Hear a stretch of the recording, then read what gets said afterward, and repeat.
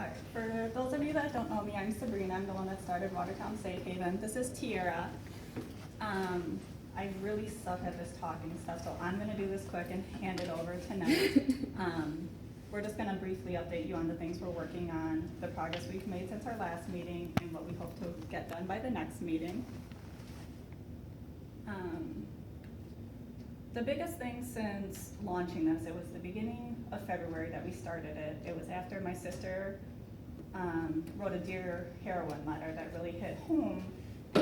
She struggled with it for a couple of years, but it was hard for me to understand. And with this letter, it kind of put things in perspective. So I had an idea that I wanted to do something. I wanted to help Watertown. I wanted to be able to raise my kids here and not have to worry as much as we currently are. So I reached out to Tiara, I threw some ideas at her, and this is what we've come up with so far. A lot of people have reached out to us since then. Like if I could show you the overwhelming amount of emails and Facebook posts and messages and text messages and everything like that that come pouring in from people just saying, thank you, this is what Watertown needs, how can I help, what can I do? There's people that have gone to high school here that don't live here anymore that are reaching out and wanting to make donations or trying to show their support even from far away. So we've formed close relationships with a lot of the people. We have Watertown Police Department, Rogers Memorial, Watertown Hospital. We have a bunch of local drug and substance abuse counselors on board, Dodge and Jefferson County Human Services, and that list is growing. There's a lot of local groups that are stepping up that we were completely unaware of before that are like, how can we be a part of this? How can we help? How can we work together to make this bigger and impact more people? So even though that you guys only see a little bit on our Facebook page, a little bit on our website, there is a lot of stuff going on behind the scenes right now. What we want to be able to do, create awareness. We want to be able to provide one resource guide for everybody who needs help. We came across this one from Washington County, but it's just a guide that has all the local resources plus informational tips and everything like that. We want this to be available for Dodge and Jefferson counties, in our police departments, in City Hall, wherever people can get it. One guide for everything that they need. The support and encouragement, that's a huge thing too that we want to be able to work on. We don't want anybody to feel alone. We don't want the families to feel alone or overwhelmed. Assisting in job searches for those in recovery. Educate, that's a huge thing I'm working on right now. I'm trying to get into the high school before the end of the school year to be able to get these kids something before summer. We have the Stairway to Heroin event coming up, but that's after school hours, and I feel like something would be more beneficial during school hours. And we are also working with the school board on assemblies each quarter for starting next year. Verifying insurance, that's a huge part of getting treatment and the first step to getting help of what your insurance is going to cover and where you can go. Informing loved ones, we want to be able to help you tell your spouse, your family, your parents, anybody. Sometimes that's the hardest step, is admitting it. Assist in safe detoxing, that's where Rogers and Watertown Hospital are coming into play. Transportation, getting people to their appointments, to treatment, to their PO, to job interviews, anything like that. Inspiring other communities. We've already had a lot of people reach out, like Lake Mills asked us to step out that direction and help them. We have some people from Oconomowoc asking us to help them. We teamed up with another group from Dodge.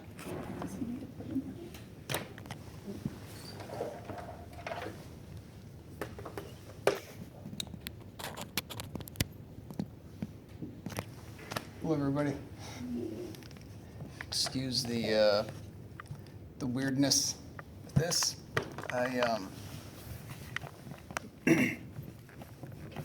I do a podcast called Recovery Revolution every Wednesday, and I thought that this would be a great opportunity to, instead of doing that, where I normally just kind of like talk about some sort of random topic that's recovery related, that I would incorporate this event with the podcast. So I really appreciate that you're letting me do that, and I really appreciate being here.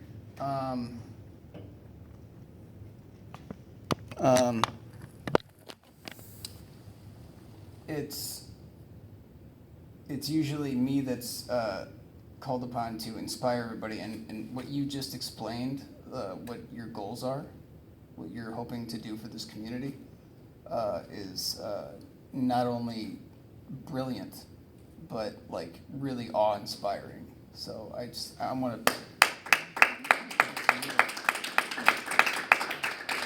really for taking that initiative and trying to make all of this happen, and creating this atmosphere of recovery, because that's really what's needed.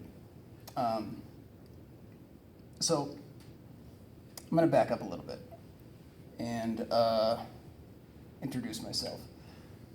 My name is Pat Kempfer. I am a person in long-term recovery. That is an interesting identification for some people. In some circles, I would say that, wow, this is this is becoming embarrassing. All right, what we're gonna do is be ingenuity. Okay. There we go. Ingenuity. Okay. In some instances, in some circles, I would say that my name is Pat and I'm an addict. Introduced to recovery, it was in a treatment basement, and it was a 12-step oriented fellowship, and that's how you do that there. You say your name and you identify as an addict, and that offers inclusion and solidarity, and it's also a way of being sort of anonymous.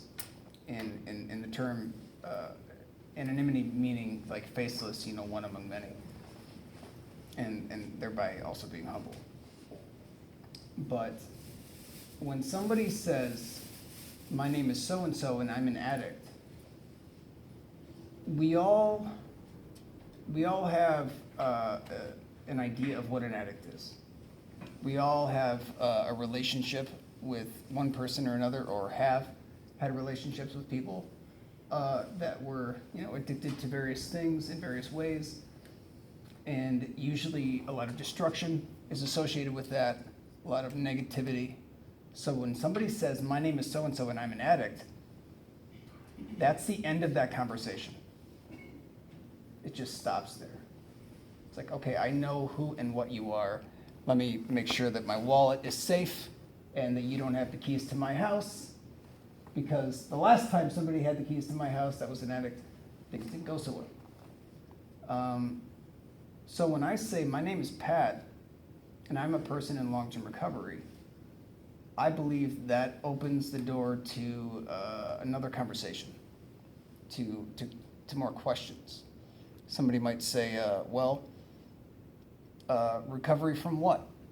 And what do you mean by long-term? What does that mean? Are we counting the days behind you? Or it's not about how much time is behind me so much as it is about what is in front of me. I have my whole life now.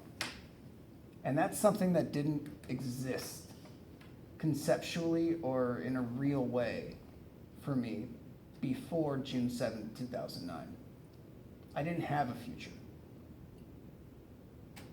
It wasn't like I had dug my feet in the sand and made a place for myself in the world and then lost it all because of drugs. I never really gave myself the benefit of the doubt. So I never organized or gave myself like a foundation to stand on. I never lost anything because I never gained anything to begin with. Everything that I have now is a result of my recovery. So I am from Madison, Wisconsin. I'm prone to saying that I'm the most Madison person you'll ever meet. And what I mean by that is that I have, in all my years growing up there, never lived in any one spot for more than 2 years. Sometimes I would look at, like, the backs of milk cartons and think, oh God, am I gonna see my face? Did they find me in a mall or what? But that's just gonna keep happening. My parents divorced when I was 2. My dad died just before I turned 5. And my mother's already well-established drinking problem did not get any better after that happened. We moved a lot because people who deal with substance use disorders often go for geographical escapes, thinking that, well, maybe if we start all over on this side of town, maybe things will work out a little bit better. Maybe a new school is the answer, a new job. Unfortunately, that's not necessarily true, but that's just sort of the way it was for me growing up. So I experienced a lot of different neighborhoods throughout Madison, and met a lot of people there. The thing about having a mom or any family member who is chemically dependent is that it creates not only an environment that is teaching people poor coping mechanisms. What comes with that is hereditary kind of fallout. The numbers are certainly in that addiction is a disease, and that it affects millions of people in ways that can be measured scientifically. She's in recovery now. She's been sober for 16 years, which is phenomenal, but that's her story. And I'm very proud of her, and it's only because of recovery that she and I have a relationship today. But her passing that along to me, along with showing me that when life gets hard, when things get painful, the way to deal with that is to pick up a drink or a drug. That was what I learned. That's what I saw, and that was my experience. Because it was generally she and I growing up, there wasn't a lot of time to really teach me how to be, responsible, how to be humble, how to be all the things that a growing young man needs to be. So I kind of had to make a lot of it up as I went along. And I made friends with people that I thought could teach me stuff. A lot of my friends growing up were a lot older than me. I had a lot of girlfriends because I, sought comfort from them in the ways that, again, my mom and other family members left vacancies for, and are widely available. It just sort of goes with that territory.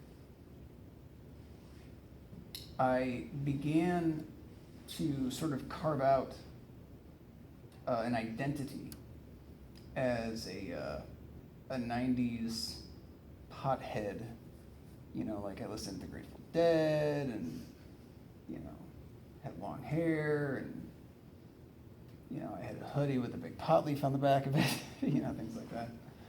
And it was fun, it was like a good time. I was reckless and had no responsibilities. and and yet still very much aware of the fact that everything I did to cover up how much I was hurting as a person. Now, I can't exactly like quantify, all the reasons why, my life has been a painful mess. I mean, I could, on a chalkboard, I could list a couple of things. But, they end up sounding like excuses. And I don't like to feel sorry for myself. But in every life, there comes pain, there comes confusion, there comes discontent. And the bottom line is like, so happened to be the most convenient way to ignore reality. And I think that's what's happening in so many communities now, is that people are just hurting for one reason or another, and they're looking for a way to deal with the fact that they just can't accept that.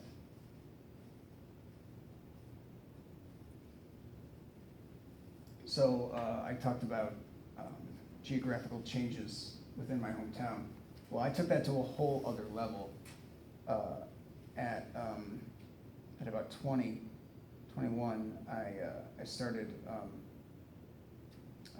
leaving the state, and on a whim, I traveled to New Orleans, Louisiana, and I was living with some friends at the time. I'd recently been released from Oak Hill Correctional Institution for an alternative to revocation. I was on probation for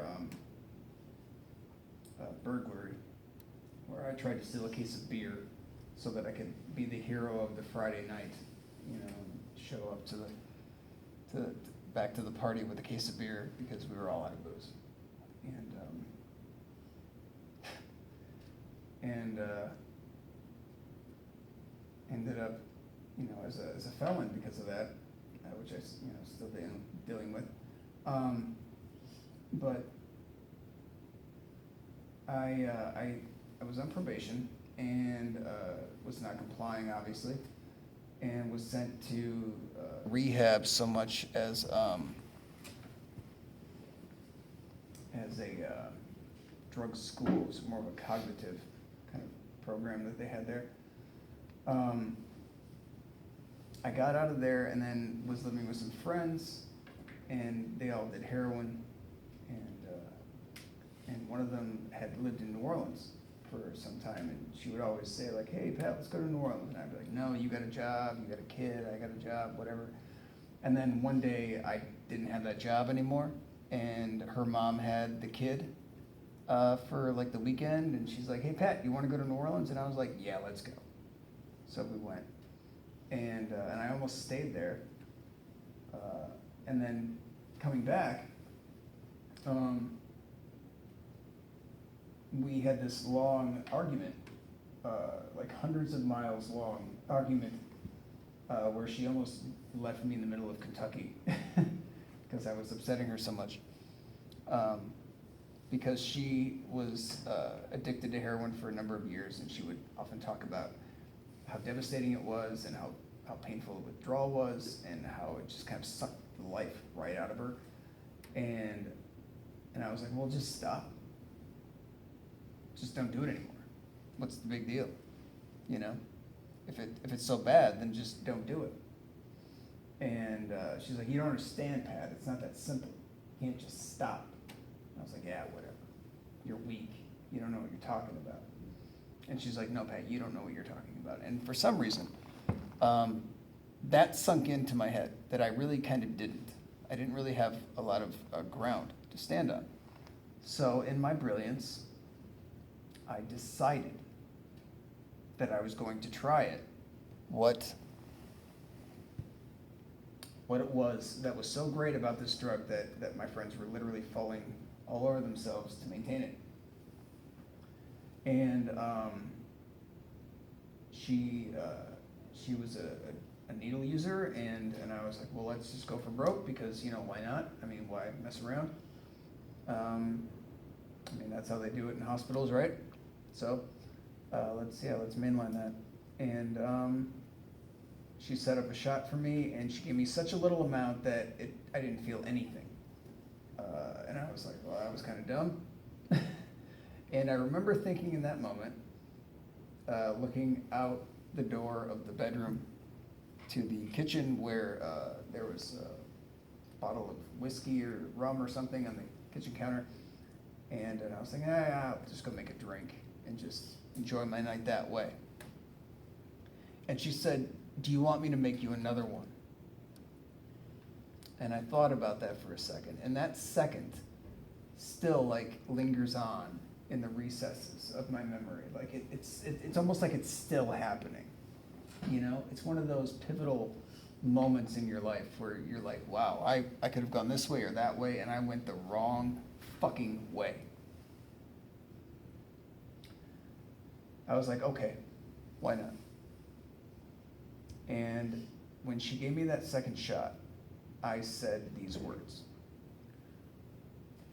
Oh, so this is what it feels like. And in that moment, ever in my life, I discovered a sense of comfort, a feeling of safety that I had never known before. It was as if all of my problems didn't exist.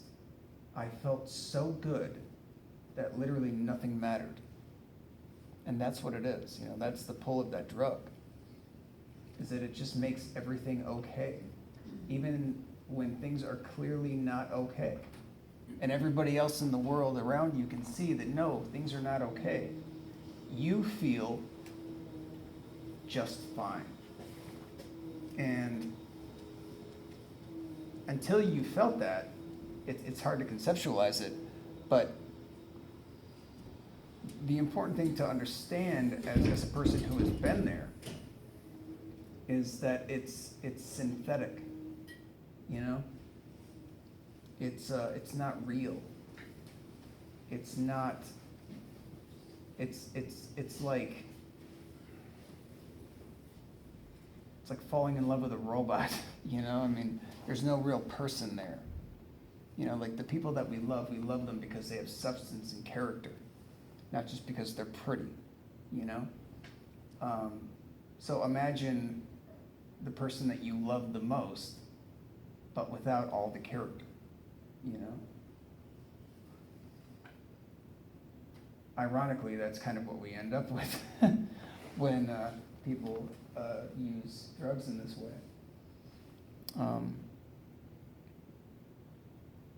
So there I was, and you know, even then I wasn't great. I really like it, but I still kept doing other things in my life. And then a few months after that, I received a large inheritance. My grandmother had died the year before, and her estate had closed out. And suddenly, just one day, without warning, I received a check for $37,500.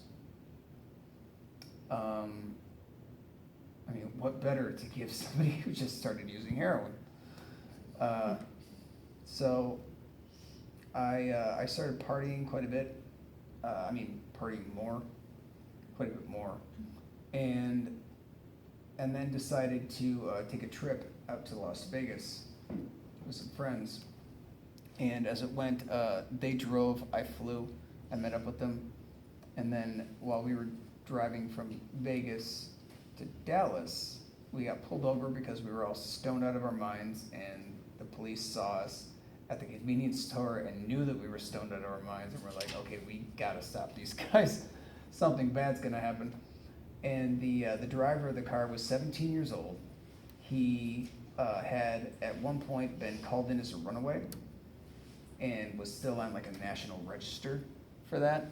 And even though he had reconciled with his mother or whatever. So he was detained, and nobody else in the car had a license, so we had to walk away from it, just with what we could carry. And me and two other friends walked down the road, and then we decided to sort of break off, me with one guy and then another guy and his dog. We all hitchhiked to Dallas. And I kind of fell in love with, I was, you know, I mean, we would drink, smoke weed, and whatever we could do when we got to places, you know. But it wasn't like I, you know, had a stash of dope on me. And in fact, when I left Madison that time, I kind of decided that, like, you know what? I wanted to try it. I learned what I needed to learn, and I'm fine. I'm good. I'm done. And I was basically just gonna walk away from it and not make a big thing out of it. Well, I ended up that summer hitchhiking all the way up into Sturgis, South Dakota for the motorcycle rally. And there I met a guy named Brandon Nichols, who was one of those guys that you meet. He's kind of like Chris Farley, you know, just like really sort of like wild and obnoxious, and you either really, really love him or you hate him. And I really loved him. This guy was great, you know. And when I met him, he's like, "Oh, hey man, you know, where are you from?" And I told him I was from Madison, Wisconsin. He's like, "Oh, hey man, I got a buddy that was just there, him and his girl, and they got this dog and this bus, and they're driving around the country, and they're great people." And what he did not know is that those people he was talking about, the guy and the dog, along with 4 other people, had died in a rollover accident in that bus. The wife of the man was driving it. She was stoned and tired, got into an accident and rolled the bus, and everybody, including the dog, died except for the girl who was driving. He didn't know that. So I had to deliver that news. And from that moment, you know, it sort of strengthened our already like kind of kindred spiritual bond that we already liked each other. But then this came out and it was like, wow, man, like, you know, we had this very kind of empathic, emotional moment. And I was like, okay, we're gonna be best friends now, you know? And I was there for like a month. And a few weeks later, I had stated that I wanted to drive back to Madison, you know, see my mom. And he had shown interest in driving me. So he was like, "Yeah, man, we can do that." And I got family in Wisconsin, and we can stop and see them. It'd be great. And then at the last minute, I decided that I didn't want to drive into Wisconsin with him with his piece of shit car because I knew that we would get pulled over, and I had a warrant here for trespassing. And I knew that if we got pulled over anywhere near Wisconsin, I would go to jail, be extradited, all that fun stuff. So I told him that I didn't want to do that, and he was disappointed. And I remember seeing the look on his face and the disappointment of that. And but he took it well, and he was like, "All right, man, that's cool, you know, so what are you gonna do?" And I'm like, "Well, I'm just gonna fly back." And he's like, "Okay, I'll take you to the airport." And we were gonna go the next day. He was gonna drive me to the airport. That night we partied at the house we were at, and had a good time. Next morning I woke up on the living room floor, like on my face, really hungover. And walked up the street, and so he's like, "No, he's dead." And I was like, "What are you talking about?" And he's like, "Yeah, last night he left the house and I guess was driving back to his mom's to drop off some stuff that he had in his car, and hit another car and then rolled over and died." And I was devastated. I did not handle that well. I took full ownership and responsibility for that situation. I felt like it was my fault. Because, you know, if I hadn't changed my mind, if I had this, that, all the other things. And no amount of Budweiser in that town could help me cope with how I was feeling. But I knew of something that could. I had something in my back pocket, something that I knew. It was like I knew a secret. I have the key, man, you know? I know exactly how to deal with this situation. I just need some heroin. That will totally take care of how I feel. That will take all of my bad feelings away. And I could not wait to get back to Madison. and I committed myself basically to a hardcore heroin habit. I was dedicated to it. I was like, this is exactly what I'm going to do. I'm going to sink right in, and I did. And I knew at that point that I was getting another check for like $30,000, and that and my plan was to basically kill myself before that money ran out. Well, that didn't happen. 8 weeks after I got that check for 30 grand, I had a $300 a day habit, and I was still alive and just as miserable. And then I became homeless. And for like the next several years, would just dip in and out of Madison. I would take off, travel the country. I would leave again. Between the years 2004 and 2005, I went from one ocean to the other. And it was like, and I've said this before, but it was like I was the hood ornament on the front of the runaway freight train. You know, while I had the front row seat, I had absolutely no control over what was happening. And I was just waiting for this inevitable crash. It's like I couldn't die fast enough. But I never had it in me to just simply end, you know. Well, in 2008, I returned once again from Wyoming this time, and I was 29 years old. And it was sort of occurring to me that, you know, I was no longer a kid on a, you know, on an adventure. I was, just go to YouTube and type in my name, Patrick Kempfer. I can direct you from there. So I came back and, you know, reconciled with my mom and my ex-girlfriend, and some old friends. One of them was my friend Mike, who was kind of like a little brother to me. I met him in like 7th grade, and we were very close over the years. When I was in a foster home, he got to come and live there. I worked that out so that I could, you know, keep an eye on him, I guess. Which one? Go to YouTube. Okay. Just scroll down. Keep going. Keep going. Keep going. Keep going. A little more. I guess we're gonna have to go to next. My Road to Hell and Back. Felt like a pretty appropriate title. You might want to turn the volume down a little bit. Okay. With me, I got him started with it, and he had been in jail for 8 months. He was on parole from an event where he had nodded off at the wheel and crashed into a woman on University Avenue in Madison. And she didn't die or anything, but she got pretty banged up, and he was cited for reckless driving and driving while intoxicated. Went to prison, got out, and was on parole, and then, you know, he kept using drugs, obviously, because he had friends like me who were supporting that behavior. And he had been in jail for about, like I said, about 8 months and working.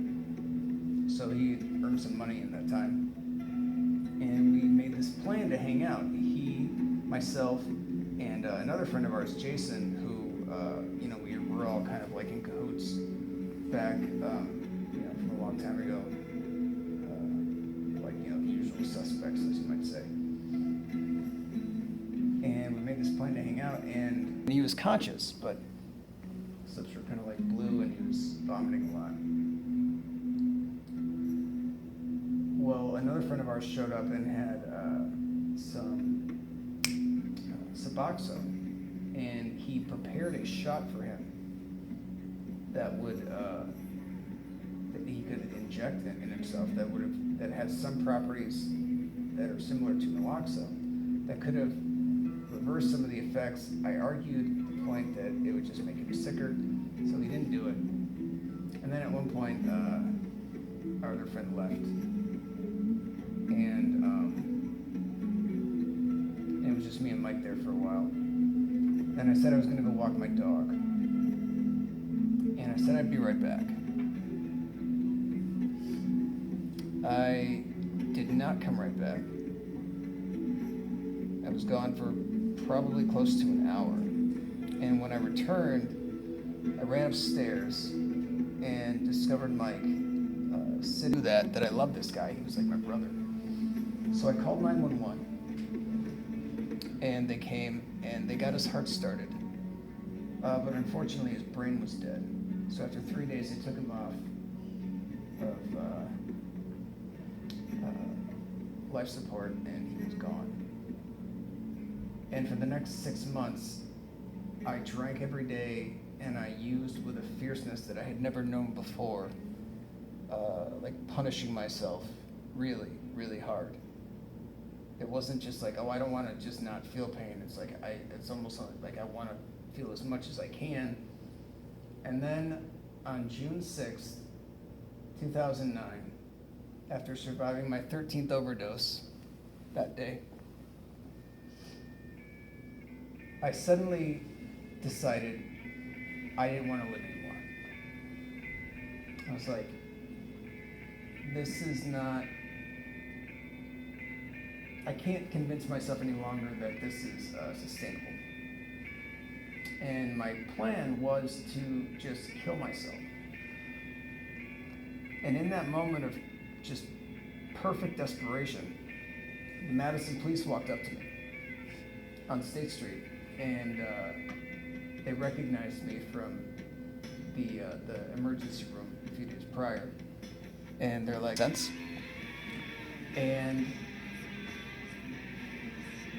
he said, "Have you ever thought about stopping?" I was like, "Sure, I've considered it." He started talking to me about this program that he was leading called DART, which is now part of Drug Court, which today celebrated its 20th year in Wisconsin. I was at that convention earlier.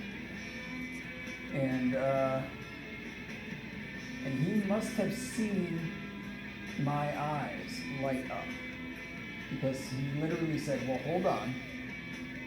There's a process. There's an interview, and you have to qualify for this program." And I looked down at my broken body, and I thought, I think I qualified. And in that moment, once again, I remember feeling something that I had never felt before. This time, I felt hope. I felt like I might still have a shot. Like there's still a chance that I could live a life in this world. And he was like, "Oh, hold on." So, of course, I qualified. And I went to treatment at Hope Haven in Madison. And it was there that I was introduced to this thing called recovery. I was introduced to people that were living examples of people that had once used drugs for the same reasons I did, and now didn't, and were totally content with that. That blew my mind. I was like, how is that even a thing? How are you doing it? I mean, it's like watching somebody doing a magic trick. You know, you're like, how are you doing that? How are you doing that? You know? But it's not magic. It's very simple. And what it comes down to,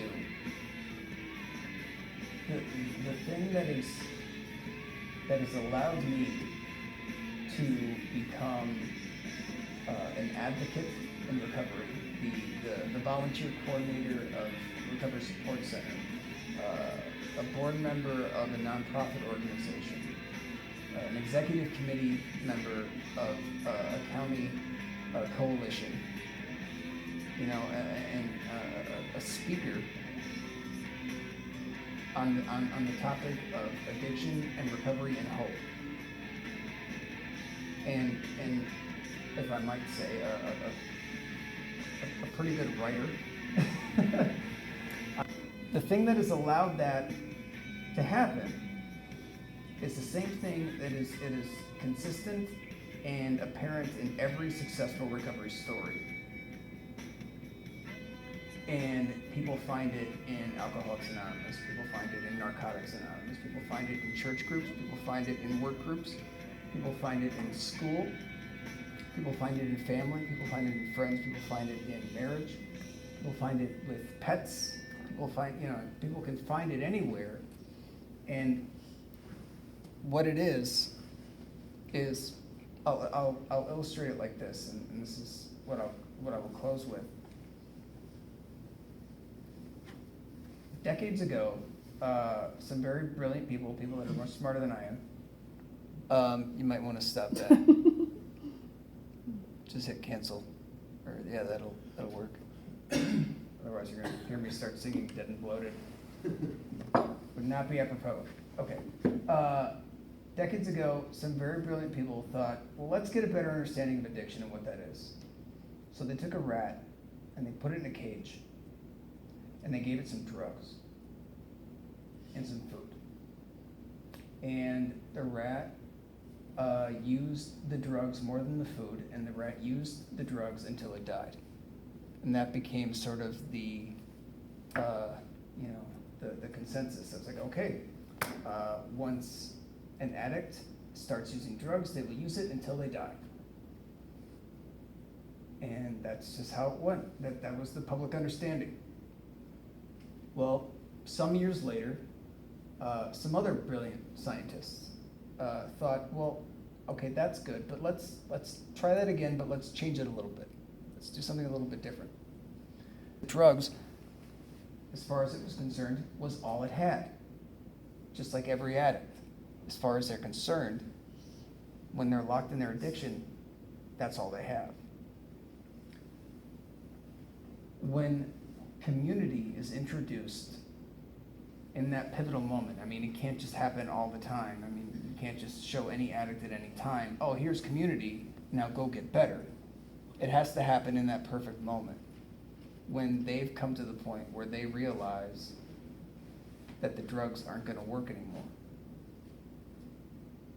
But when that happens, if we can create a large enough net, if we can have enough programs like this, and people like you who are interested,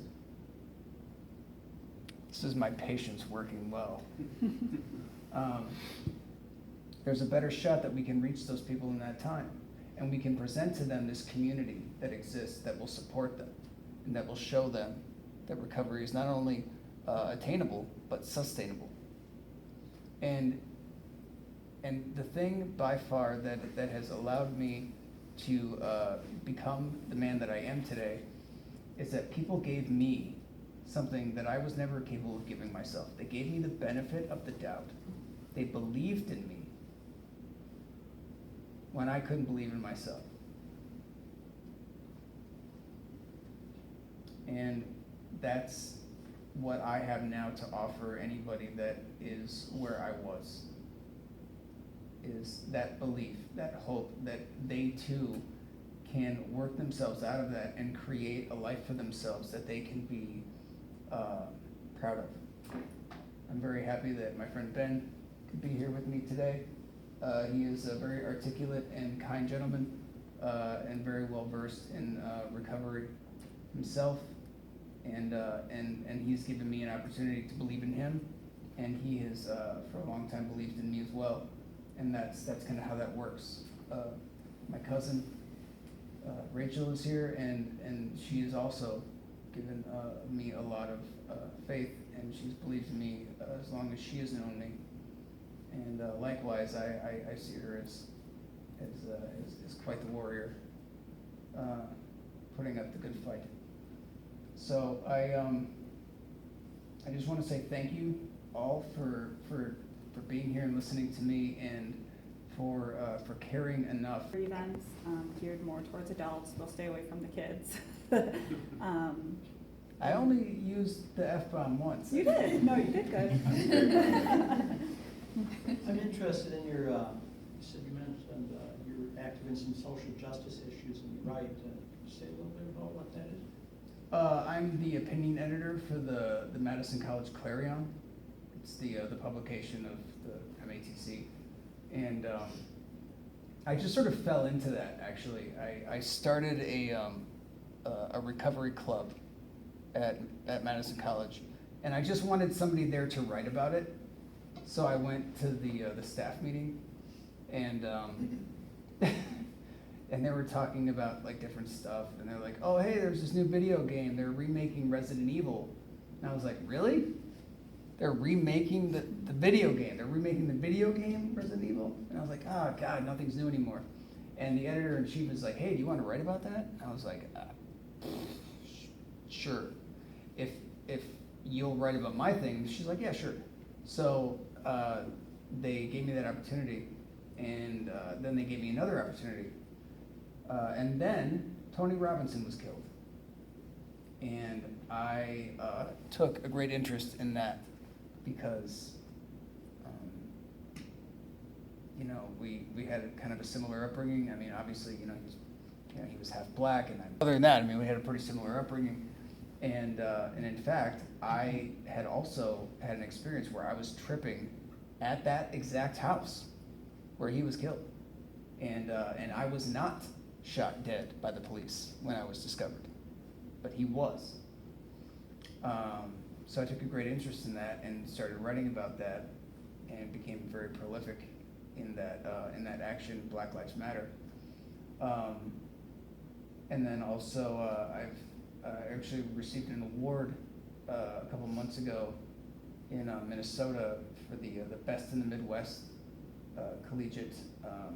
It's like a collegiate press award for an article I wrote concerning the community's response to the sexual assault that happened on the bike path in Madison last year. The rally that happened after the fact was really remarkable, and I wrote about that. So I got an award for the editorial piece. So, and I'm looking at getting a paid internship over the summer with the Progressive, hopefully. Stopped in there today. I didn't meet the man I wanted to meet, unfortunately, but I met some of the people, so making connections. So yeah. I also have a blog that I write on, and in the paper at Madison College, I have a regular column called Recovery Corner that deals with only recovery issues. So in fact, part of the thing that you used, that was sort of like a quote of mine, was from an article from my column. Yeah. I'm becoming less interested in the degree and more interested in the journalism certificate. The degree isn't really going to do anything for me, whereas just simply the know-how of putting a paper together and shoe leather reporting, as they say, going out and getting the story, is really much more important to me. So if I don't get the degree, I'll just have a buttload of student loan debt. Either way, I mean, it doesn't matter, But my intentions in terms of career are to continue on with the Wisconsin Recovery Community Organization Recovery Support Center, carving out funding for that, and really making that like the staple of my career, and then, you know, also writing, because I'm just really sort of like an expressionist, I guess, more than anything. I just, you know, I mean, if somebody wants to pay me to write articles, that'd be great, you know, but really, my work is in recovery advocacy, and more than anything, I want to make that my job, my career, you know, like full-time. So, yeah. Anybody else? How often are you speaking at events like this right now? I don't know. It sort of, I don't know. It comes and goes. So it's like when it rains, it pours. The vice president of Stop Heroin Now. Oh, yeah. And there was a few people that said you did an amazing job and we're lucky to have you. Oh, thank you. So thank you for being here, and hopefully we can use you again in the future. Hope so. So we need to work on getting people in to our meetings. If Yeah. there's any ideas or suggestions you guys have there. Our first meeting, we had a really good turnout and I was impressed. I think people are still a little afraid, a little intimidated, not sure what to expect, and that's gonna Right. take some time.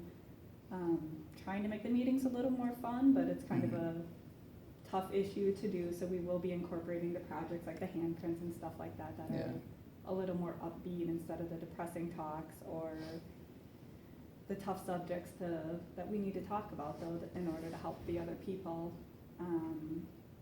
And if you guys have ideas or anything that you think we can do or focus on more, let me know. Like, I'm running in circles, I have a lot of things like up in the air that I'm working on. So it's just me focusing on one thing at a time and getting those implemented, but before moving on to the next. Is there a certain age group that you're trying to reach out to? I mean, For meetings like this, I mean, I'd rather focus on the adults. We will be working on assemblies and programs and speakers for the younger kids. But, I mean, a lot of parents have asked, can I bring my children to these meetings? And I would say absolutely. I mean, some things might be over their head, but some things will register with them as well. And to me, it's obviously a personal opinion, but to me, I feel like the more educated they are, the more they're hearing about it constantly, the better it's going to be for them. Mhm. Yeah, earlier today, she asked if somebody could bring a 10-year-old to this, and I said, well, you know, I mean, I'm dealing with some pretty graphic content, you know, like when I describe, like, you know, discovering my friend's dead body, you know, that could be kind of upsetting. I mean, that, I think that more so than, you know, cursing is gonna, you know, could have an adverse effect on a young one. But then again, it could be hearing something like that that deters them later in life. So, you know, I mean, I what did I say? Parental discretion is advised. Yeah. Hey Pat, maybe you could share your first piece, your gutter punk piece, to the page. Oh, sure. I think that the individuals that didn't make it here would be able to, I mean, that's a pretty good summary of what you already spoke about tonight, and I thought, I know, it's one of my favorite pieces of yours, is that one. Yeah. Yeah, what is it, from? From gutter punk to journalist. Yeah, gutter punk to journalist or something like that, yeah. Yeah, I can do that. Sounds good. And I did forget another thing that we are working on, have a bark, but we gotta wait on confirmation for that. But we do wanna have a few guest speakers there, and then that's when we're gonna do the balloon release. Cool. Did you have something, Karen? Yeah, what I was going to say is that, I think we shouldn't underestimate, that's probably not the right word, how much the kids in high school really do know about the drug culture. Oh, yeah. And, you know, I think that working with them in a forum or a situation like this would actually be beneficial to them, you know. They know a lot more than what we think they know, and they hide a lot more Oh, yeah. than what we think they hide. I mean, if you think back to how much shit you didn't tell your parents, Exactly. you can only imagine now. I think the more important thing is they think they know more than they do. Yes. They think they have it all figured out and, you know. Well, they have a lot of information and we have a lot of information, like what's lacking is communication. Mhm. You know, everybody's got information, but without the communication, the information can be very dangerous. Yeah. And that is something I've been working on too. There's a select few from the high school that I know, and my niece is one of them, that like I was nervous to bring it up to her because I'm like, well, maybe she's clueless, and then here I am putting these ideas in her head. But getting their feedback too of what they know, what they don't know. Something I found out today too was that the private schools, they don't have a DARE program. So they have nothing on drug education throughout their whole academics until they go to high school, which obviously is just a terrible way to go for that. So that's something I want to work on, but holding them outside of school for those parents that are still interested. Okay. It's nice to see you're a symbol of hope. Thank you. Do what I can. And that's an intense story too. It's not just like like that's a lot of years and a lot of time and Yeah. a lot of tragedies to deal with before you decided to get better. They say that recovery, how many times does it usually take? Like 3 or 4? Yeah. That's what Rogers told me. I Right. don't know, but they said, I mean, it No, usually doesn't there's happen on the first time. Yeah, there's definitely an average. No, like, I think I'm not trying to say that I'm unique, because that's kind of dangerous territory, but, in some instances, my story is sort of not like a lot of other people's. Like, I didn't go to a lot of treatments. I didn't try over and over to get it together. It was just like, I just never tried. And then when it became apparent to me that like I could, it was just like, well, yeah, let's do that. Let's something better, sure, I'd love to, And here we are.